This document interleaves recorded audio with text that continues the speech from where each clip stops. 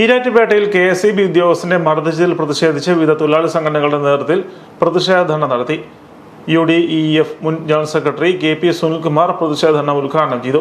CITU Pala division secretary Bobby Mathew അധ്യക്ഷത വഹിച്ചു. AITUC Pala divisional secretary Robin Mathew, KEC സംസ്ഥാന vice president Rajesh B. Nair, BMS സംസ്ഥാന joint secretary Satheesh Kumar, AITUC പ്രതിനിധി റോയി കേമാവൻ, KEC INTUC Pala division secretary Shibu B. Nair എന്നിവർ സംസാരിച്ചു.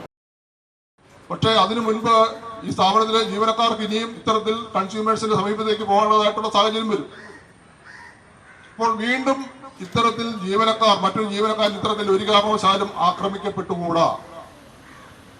അതിന് ഉതകുന്ന തരത്തില് അതിശക്തമായ താക്കീത് നൽകുന്ന തരത്തില് ഈ വ്യക്തിക്കെതിരെ കേസ് ചാർജ് ചെയ്ത് അദ്ദേഹത്തെ ജാമ്യമില്ലാ വകുപ്പുകൾ ചേർത്തുകൊണ്ട് തുറക്കലിൽ അടയ്ക്കണം എന്ന് തന്നെയാണ് ഒരിക്കൽ കൂടി ഞങ്ങൾ ആവശ്യപ്പെടുന്നത്.